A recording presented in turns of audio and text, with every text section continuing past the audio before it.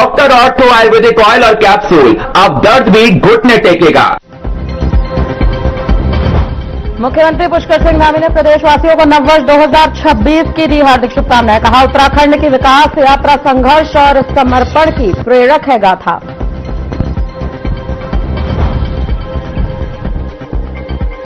मुख्यमंत्री पुष्कर सिंह धामी के नेतृत्व में उत्तराखंड का खनन सुधारों में देश का दूसरा स्थान। केंद्र ने राज्य को 200 करोड़ रुपए की प्रोत्साहन राशि की प्रदान।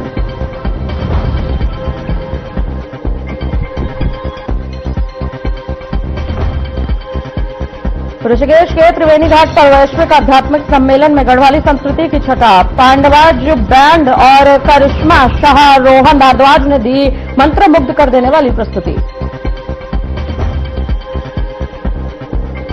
अंकिता भंडारी हत्याकांड में भारतीय जनता पार्टी प्रभारी दुष्यंत गौतम का नाम सामने आने के बाद कांग्रेस ने की सीबीआई जांच की मांग। अल्मोड़ा में विधायक मनोज तिवारी ने जताई कड़ी नाराजगी।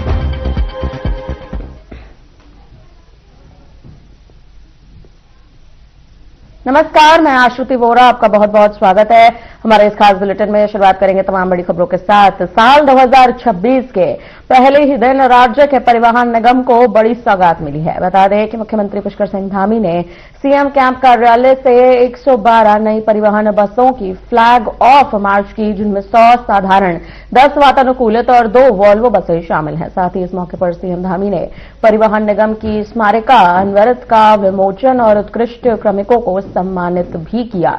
जहां इस मौके पर मुख्यमंत्री ने कहा कि यह नई शुरुआत राज्य की परिवहन सेवाओं को और अधिक सुदृढ़ और सुविधाजनक बनाएगी।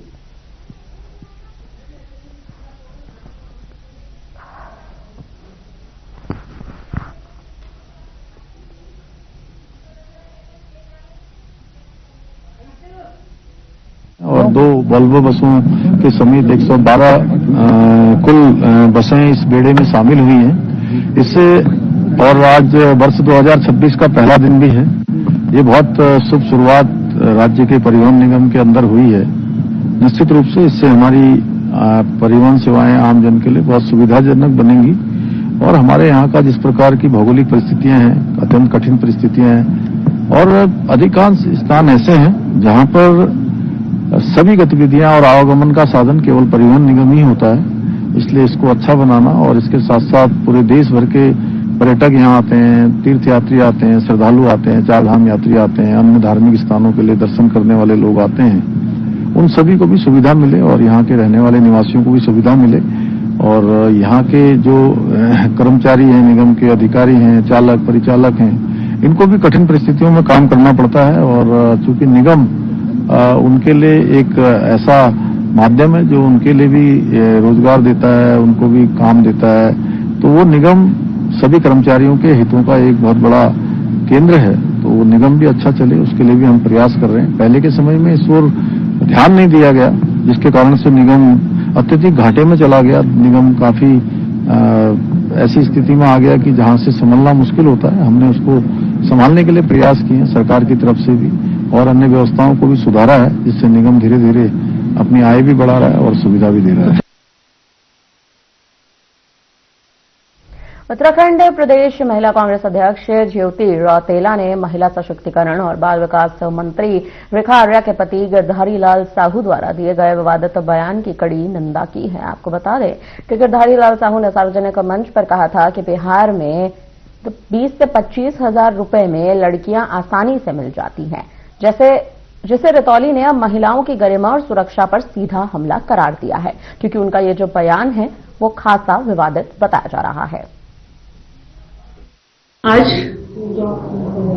रेखा आर्या जी जो महिला सशक्तिकरण एवं बाल विकास मंत्री हैं, उनके जो पति हैं गिरधारी लाल साहू जी, उनका एक बयान आया है और ये एक शर्मनाक बयान है, जिसमें वो ये कह रहे हैं कि बिहार से लड़कियां आ जाएंगी 20-20, 25-25 हजार में वहां पे मिल जाती हैं। और इस तरह का बयान देके महिला सशक्तिकरण एवं बाल विकास मंत्री रेखा आर्या जी के पति ने पूरे देश की महिलाओं का अपमान किया, बिहार की महिलाओं का अपमान किया, उत्तराखंड का नाम खराब करने का काम किया है। उनको अपने इस बयान पर माफी मांगनी चाहिए और उनको रेखा आर्या जी को अपने पति के साथ एक प्रेस कॉन्फ्रेंस करनी चाहिए और उनको एक पूरे समाज से, महिलाओं से माफी मांगनी चाहिए, क्योंकि इस तरीके का जो उनका बयान आया है वो कहीं ना कहीं पूरे महिला समाज को अपमानित करता है।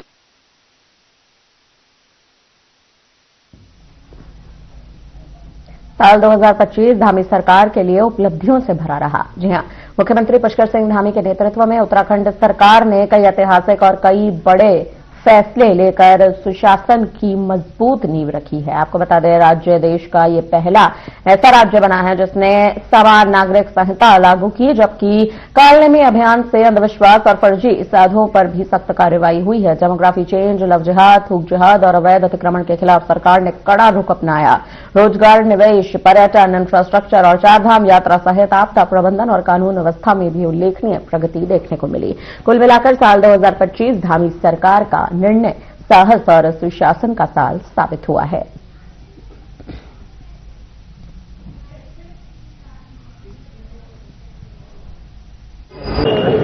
देखिए, इस वर्ष हमारे लिए जरूर ये बहुत उपलब्धि वर्ष रहा, जहाँ की समान नागरिक संहिता का कानून इस वर्ष हमने प्रदेश में लागू किया।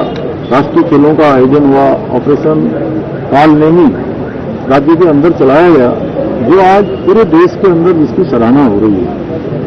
और इसी प्रकार से हमने कई सारे एक्टिविटी बनाए। हमने राज्य के अंदर मदरसा एक्ट समाप्त करने का भी निर्णय लिया है। बड़ी सारी जमीनें जो अवैध रूप से अतिक्रमित की हुई थी, 10,000 एकड़ से अधिक जमीनें हमने इस अतिक्रमण से मुक्त कराई है। अनेक विकास के काम भी हमने आगे बढ़ाए हैं। विकास के कामों में भी उत्तराखंड को पूरे देश के अंदर एक उदाहरण माना गया है, चाहे वो खनन सुधार का क्षेत्र हो, जिसमें भारत सरकार ने हमको 200 करोड़ रुपए की धनराशि प्रोत्साहन राशि के रूप में प्रदान की है, 100 करोड़ के रूप में। वहीं हमने अपना रेवेन्यू भी पिछले 2 सालों में बहुत तेजी से आगे बढ़ाया है। जो रेवेन्यू हमारा 400 करोड़ के आसपास हुआ करता था, वो रेवेन्यू हमारा 1200 करोड़ पहुंच गया है। एक बड़ी उपलब्धि क्षेत्र में हमारी रही है। एसडीजी इंडेक्स में, सस्टेनेबल डेवलपमेंट गोल्स में भी हम देश के पहले पायदान पर आए हैं। पहले नंबर पर हमारा स्थान आया है। ईज ऑफ डूइंग बिजनेस हो, ईज ऑफ लिविंग बिजनेस हो, सिंगल विंडो सिस्टम हो, या हमारे इन्वेस्टर समिट में हो, एमओयू को धरातल पर उतारना हो, इन सभी क्षेत्रों में एक बड़ी उपलब्धि हमको प्राप्त हुई है। आने वाले समय में हमको जहां 2027 के प्रारंभ में ही कुंभ मेले का भी आयोजन होना है हरिद्वार में, हमें उसके लिए भी तैयारी करनी है। ऐतिहासिक रूप से हमारी यात्राएं और अच्छी हों। शीतकालीन यात्रा जो हमने प्रारंभ की है, वह भी सुशासन की दृष्टि से और प्रशासन की दृष्टि से हर क्षेत्र में हम नवाचारों को अपनाएंगे। उत्तराखंड हिंदुस्तान का श्रेष्ठ राज्य बने, उसमें हर एक उत्तराखंडी का अपना योगदान हो, उसके लिए हम सबका आह्वान भी करेंगे। और ये वर्ष हमारा और उपलब्धियों भरा वर्ष हो, ऐसी मेरी भगवान से, परमपिता परमेश्वर से प्रार्थना। सब पीपल कोटि हादसे पे नैनीताल जिले में बढ़ती कड़ाके की ठंड को देखते हुए जिला प्रशासन ने पूरी तरह से अलर्ट मोड शुरू कर दिया है। जिलाधिकारी ललित मोहन रयाल ने अधिकारियों को निर्देश दिए हैं कि बुजुर्ग, बच्चे, असहाय और खुले में रहने वाले लोग ठंड से सुरक्षित रहें।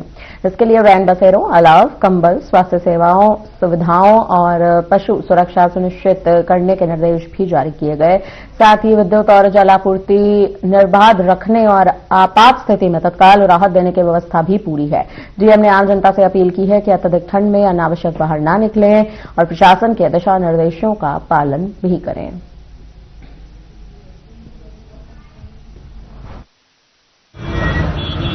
पालिकाओं को और नगर आयुक्त को, एडमिन के जितने सक्षम अधिकारी हैं, उनको एरिया में गश्त लगाने के लिए कोहरे और शीतलहरी के दृष्टिगत जो वीकर सेक्शन है, निराश्रित और बेसहारा लोग हैं, उनकी देखभाल के लिए, अलाव जलाने के लिए, कंबल बांटने के लिए और जितने भी उपाय हो सकते हैं, और रैन बसेरों को चाक चौबंद करने के लिए कहा गया है।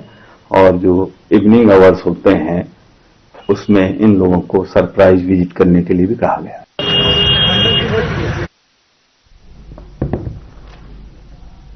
नए साल के अवसर पर सरोवर नगरी नैनीताल और बाबा नीम करोली महाराज के प्रसिद्ध धाम कैंची धाम में श्रद्धालुओं और पर्यटकों की भारी भीड़ उमड़ रही है। देश के विभिन्न राज्यों से लोग नए साल की शुरुआत बाबा के दर्शन और नैनीताल भ्रमण के साथ करना चाहते हैं। बढ़ती भीड़ को देखते हुए पुलिस प्रशासन, स्थानीय प्रशासन पूरी तरह से अलर्ट मोड पर नजर आ रहा है। हल्द्वानी, जो कुमाऊं मंडल का मुख्य द्वार माना जाता है, वहां से होकर ही अधिकांश श्रद्धालु और पर्यटक नैनीताल व कैंची धाम की ओर जाते हैं।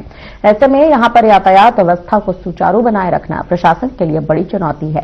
इसे ध्यान में रखते हुए प्रशासन ने व्यापक इंतजाम किए हैं। हल्द्वानी के सिटी मजिस्ट्रेट गोपाल चौहान ने बताया कि नए साल के मौके पर भारी संख्या में लोग नैनीताल और कैंची धाम के दर्शन के लिए पहुंच रहे हैं।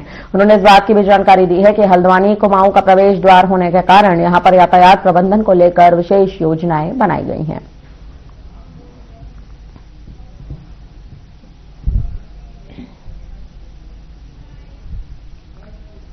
बात है कि एक तो कुमाऊं का ये द्वार है, दूसरा नैनीताल और कैंची धाम को लेके जो पर्यटन है, वो जो पर्यटक है वो उनका काफी फ्लो रहता है। तो पुलिस की जो हमारी व्यवस्थाएं हैं या आपका ट्रैफिक की जो व्यवस्थाएं हैं वो दुरुस्त है। इसको लेके जो हमारे एसपी सिटी साहब हैं उन्होंने भी अपने स्तर से डायरेक्शन दे रखे हैं और मैंने भी जो संबंधित जो थाने चौकियां हैं उनको मैंने अपने यहाँ से रिटर्न में डायरेक्शन जारी कर रखे हैं। चाहे वो आपका ट्रैफिक को लेके कोई समस्या हो या फिर रात को जो हुड़दंग वाली जो लगातार हमको शिकायतें भी मिलती रहती है, तो चाहे अगर हुड़दंग वाला जो प्रकरण हो तो उसको भी जो संबंधित थाना चौकी है उसको देखेंगे। और हमारी कोशिश ये रहेगी कि जो भी पर्यटन या जो भी पर्यटक हमारे क्षेत्र में है तो उनको किसी भी तरह की कोई समस्या ना हो।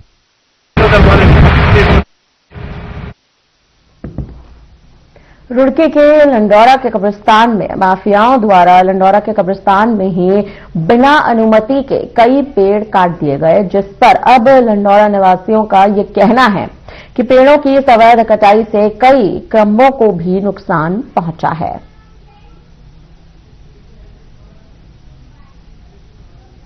मुझे में रहने वाला लंडौरा का वार्ड नंबर 2 का। ये जो देखिए जी, मैं भट्टे से आ रहा था काम करके और खास करके मेरा काम जो इस कब्रिस्तान में कब्र खोदने का मैं करता हूँ। तो आज मैंने देखा तो इन्होंने मशीन चला रखी, उसकी पेड़ों की कटाई तो रात के टाइम करते हैं। ये फजर के टाइम से पहले मोटा माल उठा के भाग जाते हैं यहाँ से ट्रैक्टर में लेके। जो पत्ते जमोदा भी जड़ फाड़ने आते तो इन्होंने सारी कब्र फाड़ दी। कब्र में से कफन भी बाहर निकला पड़ा और जो आपने देखा हो बरगा भी बाहर निकला पड़ा। और मैंने कहा तो वो कहने लगे, जो इरफान नाम का शख्स व्यक्ति है वो मुझे कहने लगा कि तेरे पे जो होता है कर ले। जब मैंने कुछ बंदों में फोन मारा, यहाँ पे बीड़ी इकट्ठा करी। जमाने में लंडौरा का रहने वाला हूँ, हमारे हल्के में पड़ता है कब्रिस्तान। अब यहाँ मैटर ये हुआ, यहाँ 1-2 दिन से कुछ माफिया लोग पेड़ों की कटाई कर रहे थे। चलो पेड़ों की कटाई तक भी ठीक है, हमें लगा हो सकता है कमेटी के अंतर्गत हो रहा हो, परमिशन ली हो। तो अब आज जो है वो आए यहाँ पे जड़ें निकालने के लिए, जेसीबी चलाई इन्होंने कब्रिस्तान के अंदर। तो जब जड़ें निकाल रहे थे तो उन्होंने बहुत सारी कब्रों को भी हानि पहुंचाई और यहाँ तक के बिना परमिशन के पेड़ काट दिए। इसमें आम के पेड़ थे, जिसमें के इसमें जमुए के पेड़ थे, बहुत सारे शीशम के पेड़ थे, कीमती पेड़, जो कि 100 से ज्यादा पेड़ थे। यहाँ सभी लोगों को पता भी, पूरे कस्बे को पता है यहाँ कितने पेड़ थे। देहरादून स्थित विजिलेंस मुख्यालय में सतर्कता अधिष्ठान द्वारा वर्ष 2025 की कार्रवाई को लेकर पत्रकार वार्ता आयोजित की गई है। निदेशक विजिलेंस डॉक्टर वी मुरुगेशन ने बताया कि बीते वर्ष सतर्कता विभाग ने 21 ट्रैप मामलों में अलग अलग विभागों के कुल 26 कर्मचारियों को गिरफ्तार किया। इनमें 6 सरकारी और 20 अर्ध सरकारी कर्मचारी शामिल हैं। उन्होंने इस बात की जानकारी दी कि टोल फ्री नंबर 1064 पर प्राप्त शिकायतों के आधार पर 14 मामलों में 17 लोगों को रिश्वत लेते रंगे हाथ पकड़ा गया, जिनसे करीब 6 लाख रुपए बरामद किए गए।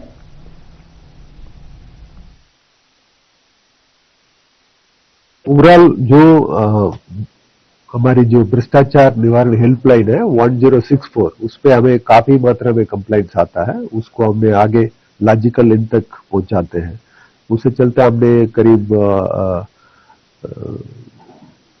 26 हमारे ऑफिसर्स है, हमारे जो कर्मचारी है प्रदेश के, उन्हें रंगे हाथ पकड़े गए रिश्वत लेते हुए। करीब 6 लाख के रकम भी उन्हें रिकवर कराई गई। जो सतर्कता अधिष्ठान की सजग करने के लिए शासन ने हाल में हमारा मैन पावर बढ़ाने के लिए भी कराया, मैन पावर बढ़ाई गई है और हम इसको, भ्रष्टाचार एक ऐसा बीमारी है, उसे हमें लड़ने के लिए आम जनता का बहुत सख्त जरूरत है।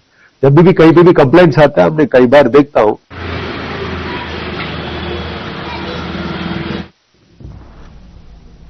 फिलहाल यहाँ पर रुकते हैं छोटे से ब्रेक के लिए। ब्रेक के उस पार तमाम बड़ी खबरों का सिलसिला जारी रहेगा।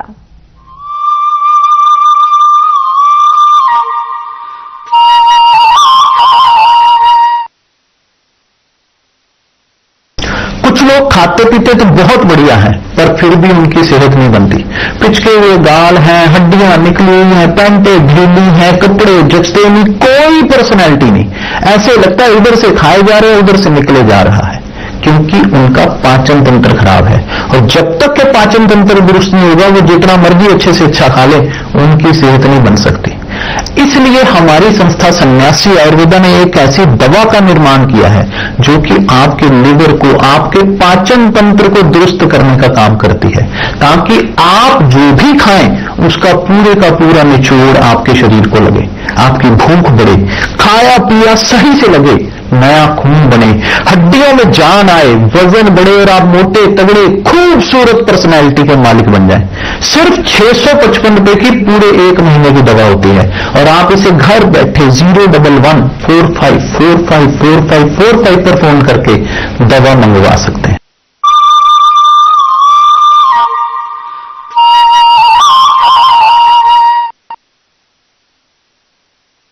बढ़ते हैं खबरों में आगे। उत्तरांचल प्रेस क्लब कार्यकारिणी के वार्षिक चुनाव में अजय राणा ने एक तरफा जीत दर्ज हासिल की है। आपको बता दें कि इस मौके पर अध्यक्ष से लेकर कार्यकारिणी सदस्य पर राणा पैनल ने कब्जा कर लिया। बताते चले कि अध्यक्ष पद पर क्लब के चुनाव में पहली बार 103 मतों के अंतर से राणा ने ऐतिहासिक जीत दर्ज की।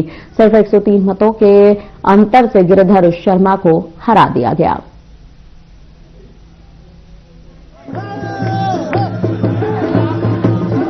देखिए, सबसे पहले हमारा जो है प्रेस क्लब की बिल्डिंग का मामला है, और जिसमें भी हमारे बिजली कार्यकाल में जो हमारे बाबत तहसीलदार अध्यक्ष बनाइए है, अभी हमें उसको आगे बढ़ाना है। और जब ये आगे बढ़ जाएगा तो हमारा टर्म इंश्योरेंस प्लान भी पत्रकारों के लिए है, और हमने सरकार से कहा है कि हर जो गोल्डन कार्ड ये पत्रकारों को दिया जाए। साथ में सबसे बड़ी एक समस्या आ रही है कि पत्रकारों को जो है आजीविका को लेकर जो है, तो हम उसमें सूचना विभाग से मुख्यमंत्री को बात करेंगे।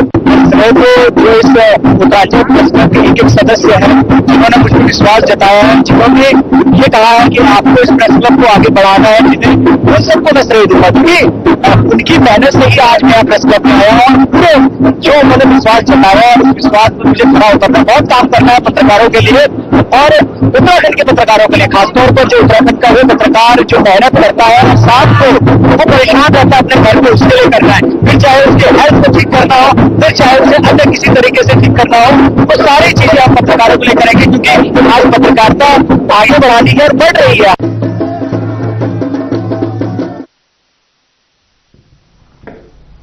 देहरादून के सेलाकुई थाना क्षेत्र में विगत 9 दिसंबर को हुई गंभीर घटना को लेकर एसएसपी देहरादून अजय सिंह ने प्रेस कॉन्फ्रेंस कर पूरे घटनाक्रम और पुलिस कार्रवाई की विस्तृत जानकारी दी। उन्होंने बताया कि मीडिया की ओर से लगातार आ रहे सवालों के चलते प्रेस वार्ता आयोजित की गई, ताकि एक आधिकारिक और स्पष्ट वर्जन सभी के सामने रखा जा सके। सीसीटीवी फुटेज का गहन विश्लेषण किया जा रहा है। फरार आरोपी पर इनाम 25,000 से बढ़ाकर 1 लाख रुपए कर दिया गया है। एसएसपी ने स्पष्ट किया कि अब तक की जांच में घटना पूर्व नियोजित नहीं पाई गई है। इसके साथ ही फरार आरोपी की गिरफ्तारी के बाद विस्तृत जानकारी साझा की जाएगी। पुलिस की सभी एंगल से यहां पर पुलिस जो है वो इस पूरे मामले की जांच कर रही है। डेफिनेटली वो उसका क्लोज होगा, जानने वाला होगा, अच्छा उसको जानता होगा, तभी होती। और 9 तारीख को जो घटना का टाइम कंप्लेंट में दिया गया तो 6 से 7 के बीच का था, और जो हमारी जो फुटेज और सभी चीजें जो हमने निकाली उसके हिसाब से घटना करीब 6:15 साढ़े 6 के बीच की थी।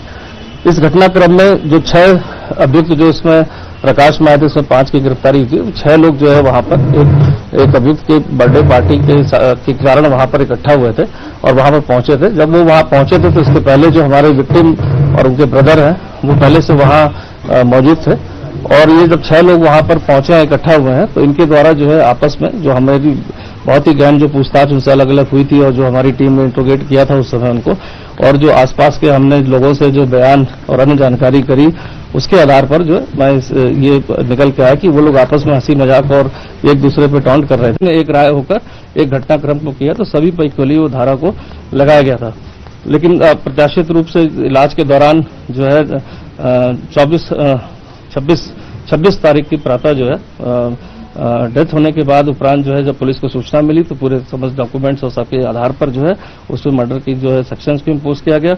और धारा एक SC/ST की बनती है जो 325 की है, उसमें जो प्रोविजंस है कि अगर कोई ऐसा अपराध एक SC/ST कम्युनिटी के साथ किया जाए जिसका 10 या 10 साल से उसकी ज्यादा की अगर अपराध की वैल्यू है तो उस पर सजा है, तो उसमें वो अपराध की सेक्शंस लगाई जाती है जिससे कि विक्टिम को एक उचित मुआवजा जो सरकार द्वारा समाज कल्याण विभाग द्वारा निर्धारित है वो भी मिले और साथ ही साथ धाराओं में भी उसको पनिशमेंट मिले। तो ये समस्त कार्रवाई की गई है। हमारी टीम बहुत क्लोज जो है अभियुक्त के जो अभी हमें चीजें फीड आ रही है टीम के द्वारा इनपुट, तो उसको भी जल्दी से जल्दी जो छठा जो फरार अभियुक्त है उसको भी हम पकड़ के ले आएंगे। बुला रहा है उसकी पार्टी देने के लिए, तो डेफिनेटली वो उसका क्लोज होगा जानने। मुख्यमंत्री पुष्कर सिंह धामी ने समस्त प्रदेशवासियों को नववर्ष 2026 की हार्दिक शुभकामनाएं दी। तो वहीं इस अवसर पर सीएम धामी ने अपने पूर्व संध्या पर जारी संदेश में प्रदेशवासियों के सुख, शांति और समृद्धि की कामना करते हुए कहा कि उत्तराखंड की अब तक की विकास यात्रा उपलब्धियों से परिपूर्ण रही है। राज्य की विकास यात्रा संघर्ष, समर्पण और प्रगति की एक प्रेरक गाथा को प्रस्तुत करती है।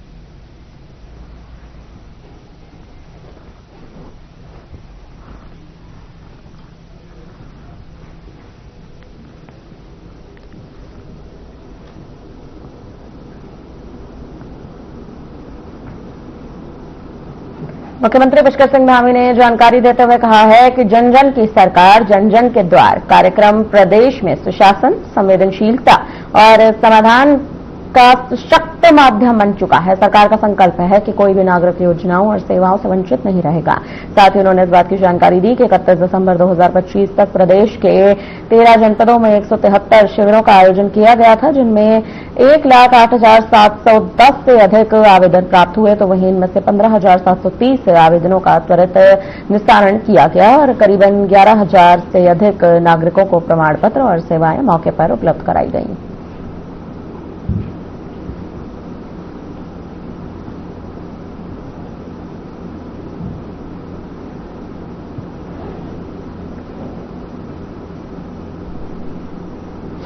नववर्ष पर देहरादून और मसूरी में पर्यटकों की भारी भीड़ देखते हुए स्वास्थ्य विभाग अलर्ट मोड पर आ चुका है। देहरादून के मुख्य चिकित्सा अधिकारी डॉक्टर मनोज शर्मा का कहना है कि जिले के सभी सरकारी और निजी अस्पतालों में डॉक्टर्स व मेडिकल स्टाफ की अनावश्यक छुट्टियों पर रोक लगा दी गई है। उन्होंने इस बात की जानकारी भी दी है कि नववर्ष के दौरान मरीजों और पर्यटकों की संख्या बढ़ने की संभावनाएं रहती हैं। ऐसे में अस्पतालों को पूरी क्षमता से कार्य करने के निर्देश दिए गए हैं।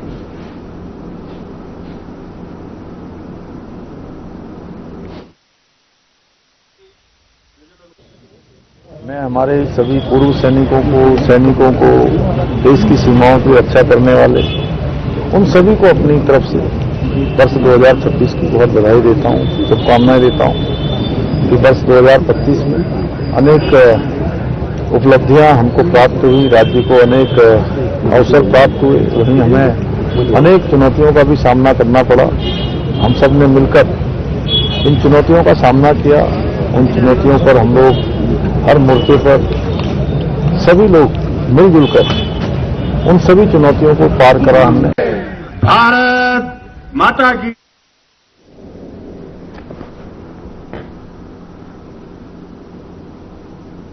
फिलहाल के लिए इस बुलेटिन में इतना ही। मुझे दीजिए इजाजत। नमस्कार।